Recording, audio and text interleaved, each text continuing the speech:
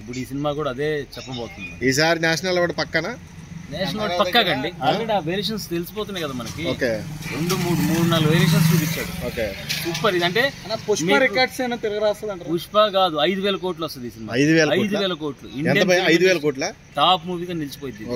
ఇప్పుడు మన రామ్ చరణ్ గారి విగ్రహం అన్ని తుడిచిపెట్టిపోద్ది. అసలు పుష్ప కాదు, వెళ్ళిపోద్ది, ఎక్కడికి వెళ్ళిపోయింది ఇది అంతే. శంకర్ గారు అంటే ఇండియన్ ఫిల్మ్ ఇండస్ట్రీలో the biggest highly intellectual and technical director. ఆయన పాత సినిమాలో చెప్తారా? తెలియని సమయంలోనే ఎన్నో అద్భుతాలు చేసి చూపించాడు ఆయన కదా. సో మనం ఏ విధంగా చూసుకున్నా గానీ అది డెఫినెట్ గా అసలు వేరే లెవెల్. ఈ సంక్రాంతికి శంకర్ మార్క్ పడింది అంటారా? 100% పడ్డాలి. 100% పడ్డాలి, అందులో డౌటే లేదు. మీకు క్లియర్ తెలుస్తుందండి, ఫ్రేమ్స్ తెలుస్తున్నాయి, డైలాగ్స్ తెలుస్తున్నాయి, క్యారెక్టరైజేషన్ తెలుస్తుంది.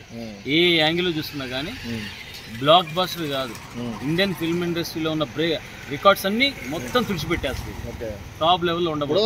2 క్యారెక్టర్లు చేశారు కదా రామ్ చరణ్ గారు, తండ్రి కొడుకుల క్యారెక్టర్ లో మీకు ఏ క్యారెక్టర్ బాగా అనిపించింది? 2 బాగున్నాయి. 2 బాగున్నాయి. 2 అసలు వేరియేషన్స్ అద్భుతంగా చేశాడు. ఫాదర్ ని చూస్తుంటే ఆ ఫాదర్ లానే ఉన్నాడు, సన్ ని చూస్తే సన్ లానే ఉన్నాడు. అది గొప్ప నటుడు. హీరోయిన్స్ ఇద్దరు ఉన్నారు కదా, కిరాద్వాని అండ్ అంజలి, ఇద్దరు కూడా 2 పాత్రల్లో కనిపించారు. అవును. ఎవరు పర్ఫార్మెన్స్ అయితే బాగా అనిపిస్తుంది మీకు? ఇద్దరు బాగుంటారండి. అమ్మాయి ఏమో వెస్ట్రన్ లుక్ లో ఉంది, తర్వాత అంజలి చాలా ట్రెడిషనల్ గా ఉంది. అంజలి ఆల్రెడీ ప్రూవ్డ్ యాక్ట్రెస్ అమ్మాయి. సో క్యారెట్వాని కూడా మంచిగా ధోని సినిమాలు చేసింది కదా, మంచి టాలెంటెడ్. ఇద్దరు బాగుంది. వినయ విజయరామ్ కూడా చేసింది కదా. వినయ విజయరామ్ చేసింది, అది ఓకే, అది వేరే ప్యాటర్న్.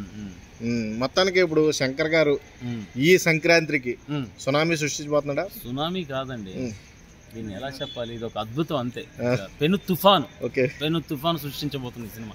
ఇండియన్ ఫిల్మ్ ఇండస్ట్రీలో ఉన్న రికార్డ్స్ అన్ని క్లోజ్ అయిపోతాయి. ఫస్ట్ ప్లేస్ లో ఉంటది. 5 సినిమాలు చెప్పండి ఆయన పాతయి. Thank you.